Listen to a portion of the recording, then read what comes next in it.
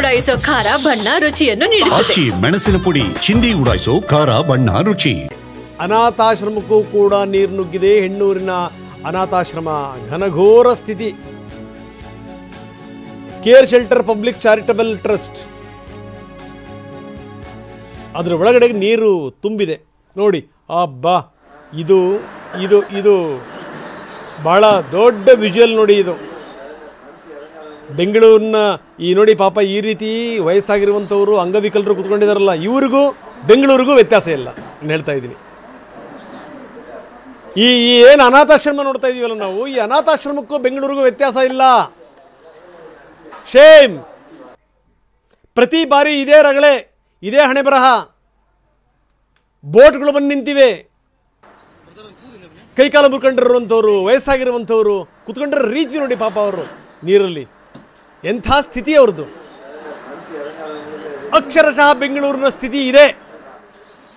ನಾಚಿಕೆ ಆಗಬೇಕ್ರಿ ಒಂದು ವ್ಯವಸ್ಥೆಗೆ, ನಾಚಿಕೆ ಆಗಬೇಕು. ನಾನು ನೋಡ್ತಾ ಇದ್ದೀನಿ ಅದೆಷ್ಟು ಜನ ಮುಖ್ಯಮಂತ್ರಿಗಳು ಹೋಗಿ ಇಂಥ ಪ್ರದೇಶಗಳಿಗೆ ಭೇಟಿ ಕೊಟ್ಟರು. ಈ ಸಾಯಿ ಲೇಔಟ್ಗೆ ಅದೆಷ್ಟು ಸರಿ ಮುಖ್ಯಮಂತ್ರಿಗಳು ಬಂದು ಹೋದ್ರಪ್ಪ, ಉಪಮುಖ್ಯಮಂತ್ರಿಗಳು ಬಂದು ಹೋದ್ರು. ಏನು ಸಾಯ್ತಾ ಇದ್ದಾರೆ ಜನಗಳು, ಹೇಳೋರಿಲ್ಲ ಕೇಳೋರಿಲ್ಲ. ನೆಗೆದು ಬಿದ್ದು ಹೋಗ್ತಾ ಇದೆ ಬೆಂಗಳೂರು.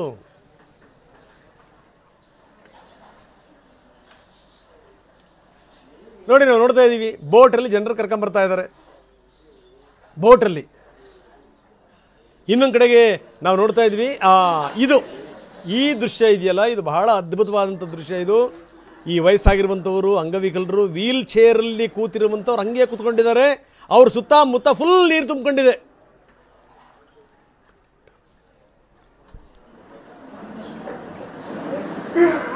ಕೂತ್ಕೊಂಡವ್ರು ಹಂಗಂಗೆ ಕೂತ್ಕೊಂಡಿದ್ದಾರೆ.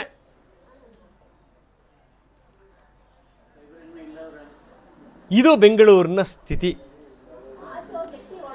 ಈ ಅಂಗವಿಕಲರ ಸ್ಥಿತಿಗತಿಗಳಿಗೂ ಬೆಂಗಳೂರಿಗೂ ಯಾವುದೇ ವ್ಯತ್ಯಾಸ ಇಲ್ಲ ನೋಡಿ, ಯಾವುದೇ ವ್ಯತ್ಯಾಸ ಇಲ್ಲ. ನಮ್ಮ ಪ್ರತಿನಿಧಿ ಸುನಿಲ್ ನಮ್ಮೊಂದಿಗೆ ಈಗ ನೇರ ಸಂಪರ್ಕದಲ್ಲಿದ್ದಾರೆ. ಸುನಿಲ್, ನಿಜಕ್ಕೂ ಏನಂದರೆ ಶೇಮ್, ಇದು ಶೇಮ್, ನಾಚಿಕೆ ಆಗಬೇಕು ಖಂಡಿತವಾಗ್ಲೂ. ಯಾಕಂದರೆ ಅಂಗವಿಕಲರು ವಯಸ್ಸಾಗಿರುವಂಥವ್ರು ಕೂತಲ್ಲೇ ಕೂತ್ಕೊಂಡಿದ್ದಾರೆ. ಅವರು ಸುತ್ತಮುತ್ತ ನೀರು, ಅಲುಗಾಡೋಕ್ಕಾಗ್ತಾ ಇಲ್ಲ ಅಂತ ಒಂದು ಸ್ಥಿತಿ.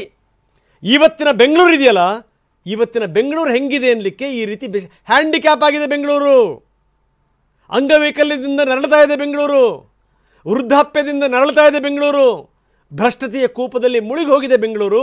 ಬೆಂಗಳೂರು ಹೆಂಗಿದೆ ಅನ್ನಲಿಕ್ಕೆ ಇದೊಂದು ದೃಶ್ಯ ಸಾಕು. ನೀವು ಅದರ ಮುಂಭಾಗದಲ್ಲೇ ಇದ್ದೀರಿ, ಅನಾಥಾಶ್ರಮದ ಮುಂಭಾಗದಲ್ಲಿ ಸ್ಥಿತಿಗತಿಗಳು ಯಾವ ರೀತಿ ಇದೆ ಸ್ವಲ್ಪ ವಿವರಿಸಿ. ಖಂಡಿತ ರಂಗನಾಥ್, ಯಾಕೆಂದ್ರೆ ಇವತ್ತಿನ ಈ ಒಂದು ಸ್ಥಿತಿಯನ್ನ ನೋಡ್ತಾ ಇದ್ರೆ ಬ್ರ್ಯಾಂಡ್ ಬೆಂಗಳೂರು, ಗ್ರೇಟರ್ ಬೆಂಗಳೂರು ಏನು ಹೇಳ್ತೀವಿ ಎಲ್ಲದಕ್ಕೂ ಕೂಡ ತದ್ವಿರುದ್ಧವಾದ ಒಂದು ಪರಿಸ್ಥಿತಿ ಇದೆ. ನಾನೀಗ ಹೆಣ್ಣೂರಲ್ಲಿ ಇದ್ದೀನಿ. ಹೆಣ್ಣೂರಿನ ಒಂದು ಅನಾಥಾಶ್ರಮದ ಮುಂಭಾಗದಲ್ಲಿ, ಅದಕ್ಕಿಂತ ಮುಂಚೆ ಆ ಅನಾಥಾಶ್ರಮದ ಮುಂಭಾಗ ಒಂದು ದೃಶ್ಯವನ್ನು ತೋರಿಸ್ತೀನಿ. ಸಂಪೂರ್ಣವಾಗಿ ಒಂದು ಕಡೆ ಅನಾಥಾಶ್ರಮದ ಮುಂಭಾಗದಲ್ಲಿ ರಸ್ತೆ ಸಂಪೂರ್ಣವಾಗಿ ಜಲಾವೃತವಾಗಿದೆ, ಕಾರ್ಗಳು ಕೂಡ ಜಲಾವೃತವಾಗಿದೆ, ಮನೆಗಳು ಕೂಡ ಜಲಾವೃತವಾಗಿದೆ. ಆ ಒಂದು ರಸ್ತೆಯ ಮುಂಭಾಗದಲ್ಲಿ, ಮುಖ್ಯ ರಸ್ತೆಯ ಮುಂಭಾಗದಲ್ಲಿರುವಂತಹ ಒಂದು ಪಬ್ಲಿಕ್ ಅನಾಥಾಶ್ರಮ ಇದೆ. ಒಂದು ಅನಾಥಾಶ್ರಮ ಇದೆ, ಶೆಲ್ಟರ್ ಪಬ್ಲಿಕ್ ಅನಾಥಾಶ್ರಮದ ಒಳಭಾಗಕ್ಕೆ ಹೋಗ್ತಾ ದೃಶ್ಯವನ್ನು ತೋರಿಸ್ತಾ ಹೋಗ್ತೀನಿ. ಈ ಒಂದು ದೃಶ್ಯವನ್ನು ನೋಡ್ತಿದ್ರೆ ಎಂತವರೆಗೂ ಕೂಡ ಒಂದು ರೀತಿ ಮನ ಕಲಕುವಂತ ಘಟನೆ ಅಂತ ಹೇಳ್ಬೋದು. ಯಾಕಂದ್ರೆ ಯಾರ್ಯಾರು ಯಾವ್ಯಾವ ಪರಿಸ್ಥಿತಿಯಲ್ಲಿ ಅಂಗವಿಕಲರಿದ್ರು ಅವರೆಲ್ಲರೂ ಕೂಡ ಅದೇ ಪರಿಸ್ಥಿತಿಯಲ್ಲಿ ನಿನ್ನೆ ರಾತ್ರಿಯಿಂದ ಕೂತ್ಕೊಂಡಿರುವಂತಹ ದೃಶ್ಯಗಳು ಕೂಡ ಕಂಡು ಬರ್ತಾ ಇದೆ. ಈ ಒಂದು ದೃಶ್ಯವನ್ನ ಕೂಡ ನಾವು ನೋಡಿದ್ರೆ ಸಾಕಷ್ಟು ಒಂದು ರೀತಿ ಮನ ಕಲಕುವ, ಕಣ್ಣೀರೇ ಬರುವಂತ ದೃಶ್ಯ ಇದೆ. ಯಾಕಂದ್ರೆ ಈ ಅಂಗವಿಕಲರ ಪರಿಸ್ಥಿತಿನ ನೋಡಿದ್ರೆ ಅವ್ರಿಗೆ ಏನ್ ಮಾಡ್ಬೇಕು ಅಂತ ಗೊತ್ತಾಗ್ತಾ ಇಲ್ಲ, ಏನಾಗ್ತಾ ಇದೆ ಅನ್ನೋದು ಗೊತ್ತಾಗ್ತಾ ಇಲ್ಲ. ನಿನ್ನೆ ರಾತ್ರಿಯಿಂದ ಕೂಡ ಈ ಒಂದು ಹೆಣ್ಣೂರು ಬಳಿ ಇರುವಂತ ಈ ಒಂದು ಅನಾಥಾಶ್ರಮ ಇದೆ. ಅನಾಥಾಶ್ರಮದಲ್ಲಿ ಏಕಾಏಕಿ ತಡರಾತ್ರಿ 2-2:30 ಸುಮಾರಿಗೆ ನೀರು ನುಗ್ಗುತ್ತೆ.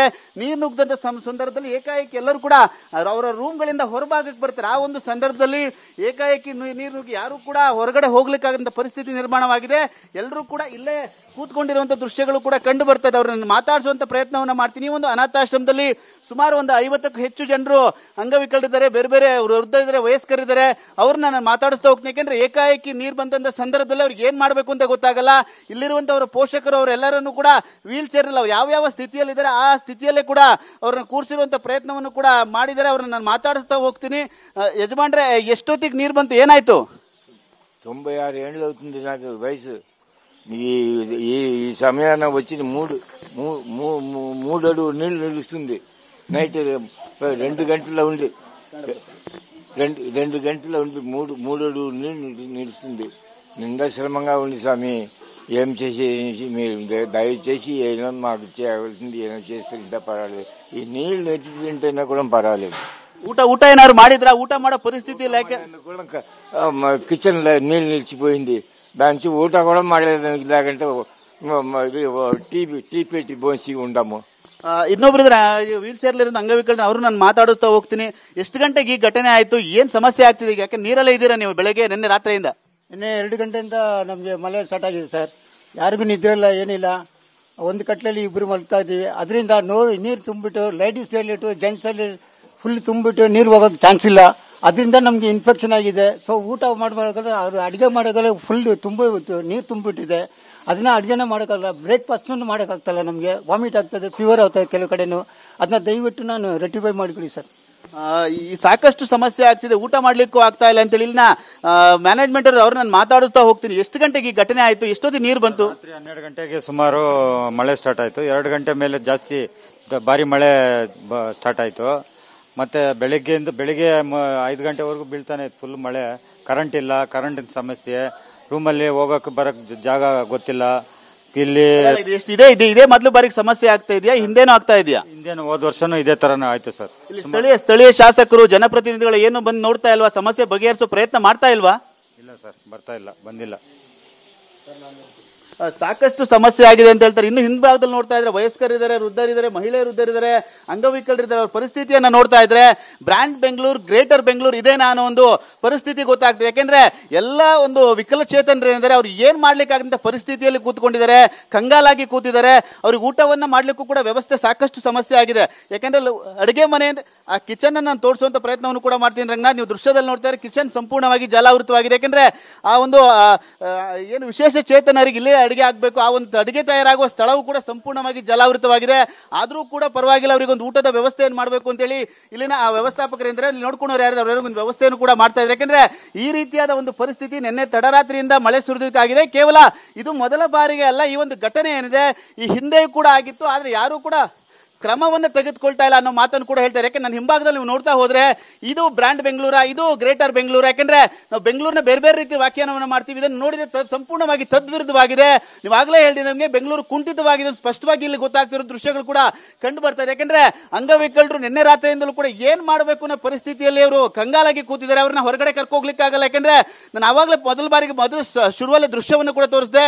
ಸಂಪೂರ್ಣವಾಗಿ ದೃಶ್ಯ ಏನಿತ್ತು, ರಸ್ತೆಗಳು ಸಂಪೂರ್ಣವಾಗಿ ಜಲಾವೃತವಾಗಿದೆ, ತೆಗೆದುಕೊಳ್ಳಿಕ್ಕಾಗೂ ಆಗಲ್ಲ.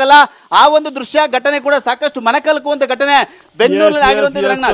ಸುನಿಲ್, ಒಂದು ಸಂಗತಿನ ನಾನು ನಿಮಗೆ ಹೇಳಲೇಬೇಕು ಈ ಸಂದರ್ಭದಲ್ಲಿ. ದಯವಿಟ್ಟು ಕೇಳಿಸ್ಕೊಳ್ಳಿ. ಏನು ಅಂತಂದ್ರೆ ಅವ್ರಿಗೇನು ಈ ಊಟದ ವ್ಯವಸ್ಥೆ ಏನಿಲ್ಲ, ತುಂಬ ಪರದಾಡ್ತಾ ಇದ್ದಾರೆ. ದಯವಿಟ್ಟು ಎಲ್ಲಾದರೂ ನೀವು ಹುಡುಕಿ ಅವರಿಗೊಂದು ಊಟದ ವ್ಯವಸ್ಥೆ ಮಾಡಿಕೊಡಿ. ಟಿವಿ9 ಕಡೆಯಿಂದ ನಾವು ಅವ್ರಿಗೆ ಊಟದ ವ್ಯವಸ್ಥೆ ಮಾಡೋಣ.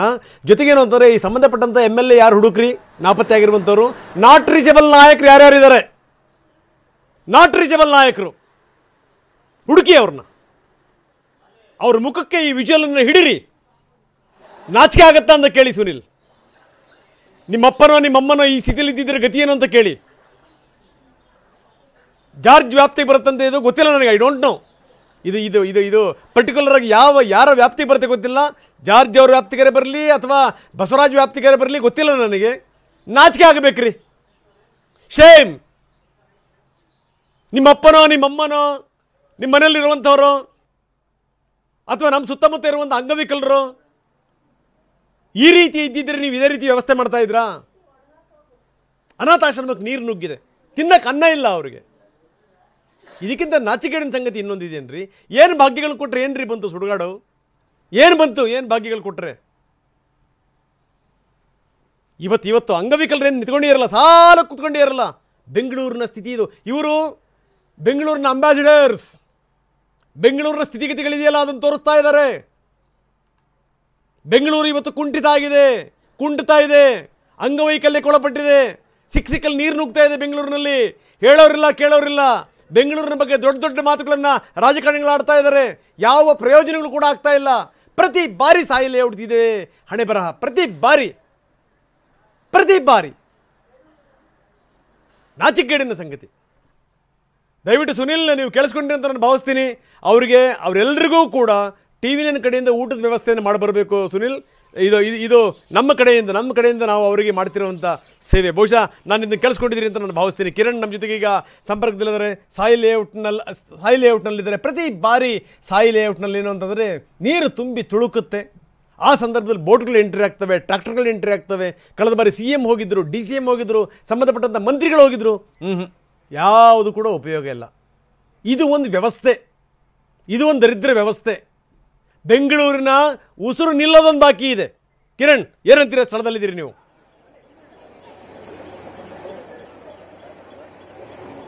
ಹೌದು ರಂಗನಾಥ್, ಖಂಡಿತವಾಗಲೂ ಕೂಡ ರಾಜಧಾನಿ ಬೆಂಗಳೂರಿನಲ್ಲಿ ಮಳೆ ನೀರು ಬಂದರೆ ಸಾಯಿ ಲೇಔಟ್ನ ಜನರ ಕಣ್ಣಲ್ಲಿ ನೀರು ಬರುತ್ತೆ ಅಂತಲೇ ಹೇಳ್ಬೋದು.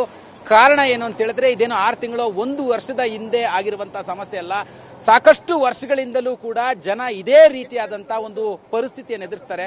ಸದ್ಯ ನಾನೀಗ ಸಾಯಿ ಲೇಔಟ್ನ ಹೊರಭಾಗದಲ್ಲಿರುವಂತಹ ಅಂದರೆ ವಡ್ರಪಾಳ್ಯ ಮುಖ್ಯ ರಸ್ತೆಯಲ್ಲಿದ್ದೀನಿ. ಇಲ್ಲಿರುವಂಥ ಒಂದು ದೃಶ್ಯ ತೋರಿಸ್ತೀನಿ ಎಷ್ಟರ ಮಟ್ಟಿಗೆ ಅಂತ ಹೇಳಿದ್ರೆ, ಸಾಕಷ್ಟು ರಸ್ತೆಗಳು, ಮನೆಗಳು ಈಗಾಗಲೇ ಜಲಾವೃತವಾಗಿರುವಂಥದ್ದು. ಕಳೆದ 2 ದಿನಗಳಿಂದ ಸುರಿಯುತ್ತಿರುವಂತಹ ಮಳೆಗೆ ರಾಜಧಾನಿಯಲ್ಲಿ ಯಾವ ಲೇಔಟ್ ಜಲಾವೃತವಾಗಿದೆಯೋ ಇಲ್ಲೋ, ಸಾಯಿ ಲೇಔಟ್ ಅಂತೂ ಸಂಪೂರ್ಣವಾಗಿ ಜಲಾವೃತವಾಗಿರುವಂಥದ್ದು. ನಾನು ದೃಶ್ಯದಲ್ಲಿ ತೋರಿಸ್ತಾ ಇದ್ದೀನಿ ನಿಮಗೆ ಎಷ್ಟರ ಮಟ್ಟಿಗೆ ಅಂತ ಹೇಳಿದ್ರೆ, ಈ ವಡ್ರಪಾಳ್ಯದ ಮುಖ್ಯ ರಸ್ತೆಯಲ್ಲಿ ತುಂಬಿರುವಂತಹ ನೀರನ್ನ ಆ ಭಾಗಕ್ಕೆ ಅಂದರೆ ಮತ್ತೊಂದು ಭಾಗಕ್ಕೆ JCBಯ ಮೂಲಕವಾಗಿ ನೀರನ್ನ ಶಿಫ್ಟ್ ಮಾಡ್ತಿದ್ದಾರೆ. ಈಗಾಗಲೇ ಸ್ಥಳಕ್ಕೆ BBMPಯ ಆಡಳಿತಾಧಿಕಾರಿ ತುಷಾರ್ ಗಿರಿನಾಥ್ ಅವರು ಬಂದಿದ್ರು. ಅಧಿಕಾರಿಗಳಿಗೆ ಒಂದಷ್ಟು ಹಾಲಿನ ಪ್ಯಾಕೆಟು, ನೀರಿನ ಪ್ಯಾಕೆಟು, ನೀರಿನ ಬಾಟ್ಲಿಗಳ ವ್ಯವಸ್ಥೆ ಮಾಡಿ ಅಂತ ಹೇಳ್ಬಿಟ್ಟು ಹೋದ್ರು. ಆದರೆ ಇಲ್ಲಿನ ನಿವಾಸಿಗಳು ನಿಜವಾಗ್ಲೂ ಕೂಡ ಅವ್ರ ವಿರುದ್ಧ ಆಕ್ರೋಶವನ್ನು ವ್ಯಕ್ತಪಡಿಸಿದ್ರು, ಕೆಂಡ ಕಾರಿದ್ರು. ಪ್ರತಿ ಬಾರಿ ಮಳೆ ಬಂದಾಗಲೂ ಕೂಡ ತಾವೆಲ್ಲರೂ ಬರ್ತೀರಾ, ಒಂದು ಯಾವುದೋ ಚಿತ್ರಾನ್ನದ ಪ್ಯಾಕೆಟ್ನೋ ಹಾಲಿನ ಒಂದು ಪ್ಯಾಕೆಟ್ನೋ ಕೊಟ್ಟು ಕೈ ತೊಳೆದುಕೊಳ್ತೀರಾ, ಆದರೆ ಶಾಶ್ವತವಾದಂಥ ಪರಿಹಾರ ಯಾವಾಗ ಕೊಡ್ತೀರಾ? ಪ್ರತಿ ಬಾರಿ ನಿಮ್ದು ಇದೇ ಆಶ್ವಾಸನೆ ಆಯಿತು, ನೀವು ಪರಿಹಾರ ಮಾಡೋದಿಲ್ಲ ಅಂದರೆ ಹೇಳ್ರಿ, ನಮ್ಮ ಮನೆಗಳನ್ನು ನಾವು ಮಾರಾಟ ಮಾಡ್ಕೊಳ್ತೀವಿ, ನಮ್ಮ ಮನೆಯನ್ನು ಮಾರಾಟ ಮಾಡಿ ನಾವು ಬೇರೆ ಏರಿಯಾಗೆ ಹೋಗ್ತೀವಿ, ನೀವು ಇವತ್ತು ಬಗೆಹರಿಸ್ತೀರಾ ನಾಳೆ ಬಗೆಹರಿಸ್ತೀರಾ ಅನ್ನೋಂಥ ಕಾರಣಕ್ಕಾಗಿ ನಾವು ನಿಮ್ಮ ಮೇಲೆ ವಿಶ್ವಾಸವನ್ನಿಟ್ಟು ಈ ಏರಿಯಾದಲ್ಲಿ ವಾಸವನ್ನು ಮಾಡ್ತಾ ಇದ್ದೀವಿ ಅಂತೇಳಿ. ಆದರೆ ಅವರ ಹತ್ರ ಯಾವುದೇ ಉತ್ತರ ಇರಲಿಲ್ಲ. ಇಬ್ಬರು ಅಧಿಕಾರಿಗಳು ಕೂಡ ಆಕೆ ತೆಗೆದುಕೊಂಡಂತಹ ಕ್ಲಾಸ್ಗೆ ಮತ್ತು ಆಕೆ ಮಾತಾಡಿದಂತಹ ಆಕ್ರೋಶಕ್ಕೆ ಸೈಲೆಂಟಾಗಿ ಹೋದ್ರು. ಇಲ್ಲಿ ಯಾರು ಕೂಡ ಅಧಿಕಾರಿಗಳು ಬಂದಿದ್ದಾರೆ ಬೆಳಗಿನಿಂದ.